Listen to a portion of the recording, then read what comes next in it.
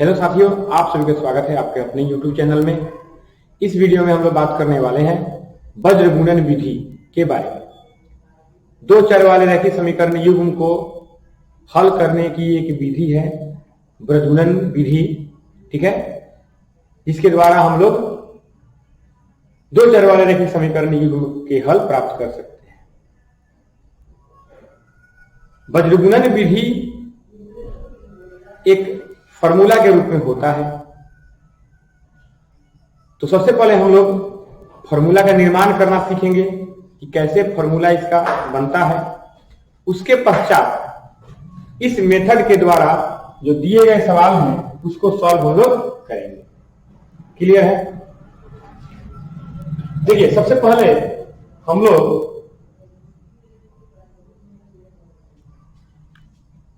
Formula का formation करेंगे। तो फॉर्मूला का फॉर्मेशन करने के लिए हम लोग क्या करते हैं, देखिए B1 B2 लिख लेंगे, C1 C2 लिख लेंगे, A1 A2 लिख लेंगे, फिर B1 B2 लिख लेंगे। ठीक है, क्रॉस मल्टीप्लीकेशन करेंगे या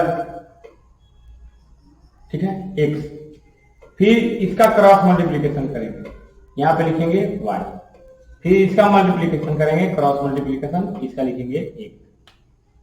ठीक है जी।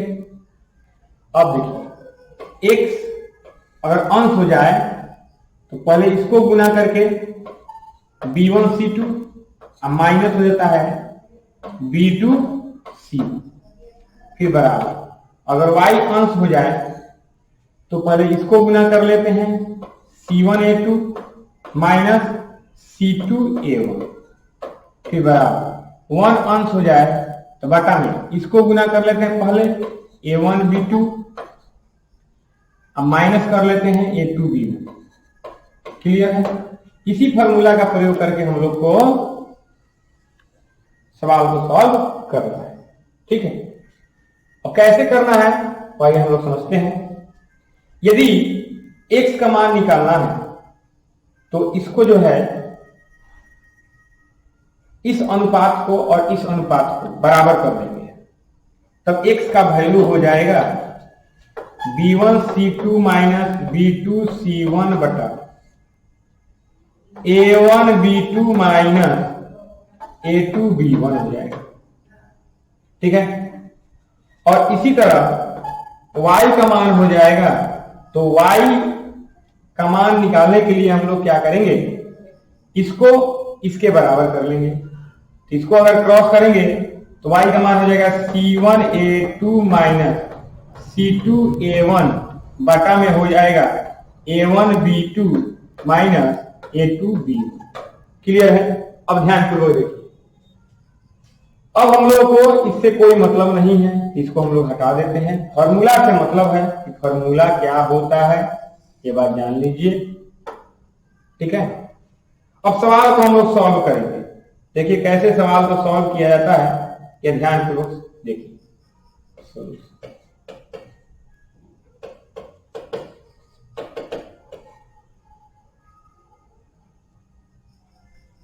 देखिए यहां रैखिक समीकरण युग्म क्या है, प्लेयर्स नहीं, रैखिक समीकरण युग्म। तो दो समीकरण दिया गया है। पहला समीकरण है 8x प्लस 5y बराबर 9। तो सबसे पहले हम लोग करना क्या है कि समीकरण को शून्य के बराबर करना है। तो कैसे लिखेंगे, 8x प्लस 5y, 9 को इधर लाएंगे तो -9 बराबर 0 हो जाएगा। समीकरण नंबर 1 मान देंगे इसको। ठीक है, अब ध्यान पूर्वक देखिए, अब समीकरण 1 है, इसलिए इस समीकरण 1 से हम लोग A1 का मान x का गुणांक 8, B1 का मान y का गुणांक 5 और C1 का मान -9 प्राप्त कर लेंगे।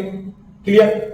अब दूसरा समीकरण देखिए क्या क्या दिया हुआ है। दूसरा समीकरण में आपको क्या दिया हुआ, 3x प्लस 2y, फिर 4 को इधर लाएंगे तो हो जाएगा -4 बराबर 0। इसको समीकरण 2 मानेंगे। क्या मानेंगे? समीकरण 2। अब समीकरण 2 से A2 का मान 3 हो जाएगा, B2 का मान 2 हो जाएगा और C2 का मान -4 हो जाएगा। क्लियर। अब क्या करेंगे हम लोग, x और y का वैल्यू निकाल लेंगे। क्लियर है। अब देखिए ध्यान पूर्वक समझिएगा, x का वैल्यू हम लोग इस फॉर्मूला का प्रयोग करके आराम से निकाल सकते हैं, आराम से निकाल सकते हैं। देखिए ध्यान पूर्वक समझ लीजिए, x का मान क्या होगा, B1C2 - B2C1। ठीक है, तो x बराबर हो जाएगा B1 का वैल्यू, देखिए B1 का वैल्यू यहाँ पे कितना है, 5 है, अगुना C2 का वैल्यू कितना है, -4 है, फिर माइनस B2 का वैल्यू कितना है, 2 है। देखिए ध्यान से, B2 का वैल्यू कितना है, 2 है, और गुना C1 का वैल्यू कितना है, -9 है।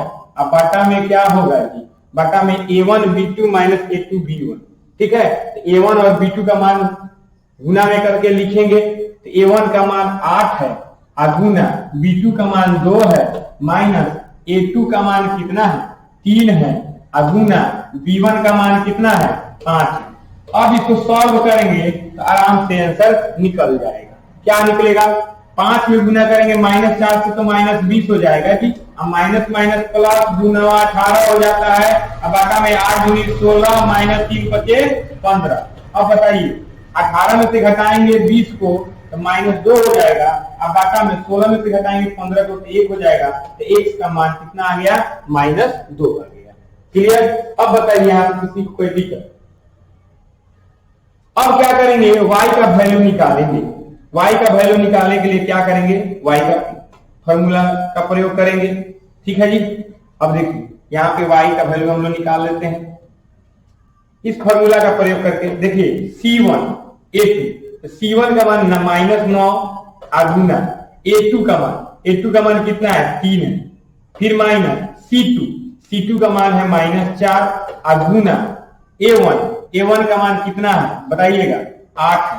अब बाटा में क्या होगा बोलिए, A1B2 यानी A1 का मान 8 गुना B2 का मान 2, अब माइनस A2 का मान कितना, 3 गुना B1 का मान 5। अब क्या होगा बताइए, 3 में गुना करेंगे -9 से -27 हो जाएगा। अब माइनस माइनस प्लस 4 8 32 हो जाएगा। अब बटा में 8 दूनी 16, अब -3 पचे 15 हो जाएगा। अब बोलिए 32 में से घटाएंगे 27 तो कितना जाएगा, 5 हो जाएगा। अब बटा में 1। अब बताइए x का वैल्यू कितना निकला, -2। x का वैल्यू कितना निकला, -2 निकला। और y का वैल्यू कितना निकला है बताइए, y का वैल्यू भी निकला कितना, 5 ही निकला। तो यही हम लोग का आंसर होगा। ठीक है, तो इस तरह से हम लोग वृद्धगुणन विधि का प्रयोग करके आसानी से दो चर वाले रैखिक समीकरण युग्म को सॉल्व करते हैं। ठीक है, बस फॉर्मूला हम लोग को याद रखना चाहिए। तो यहां पर देख लीजिए फॉर्मूला क्या है, यहाँ पे यह फॉर्मूला है, यह फॉर्मूला है, x का फॉर्मूला यह है। और उसके बाद देखिए y का फॉर्मूला यह है, y का फॉर्मूला यह है। ठीक है, तो x और y का फॉर्मूला आप लोग याद कर लेंगे तो एग्जाम में बहुत ही सहायता प्राप्त होगी इस मेथड से दो चर वाले रैखिक समीकरण युग्म को हल करने में। ठीक है, तो आप लोग इस विधि की सहायता से और भी प्रश्न को बनाइएगा। यदि आप लोगों को वीडियो अच्छा लगा हो तो कृपया हमारे चैनल को सब्सक्राइब करें, लाइक करें, कमेंट करें और बेल आइकन को प्रेस जरूर करें ताकि आने वाले वीडियो का नोटिफिकेशन आपको मिल जाए। Thank you.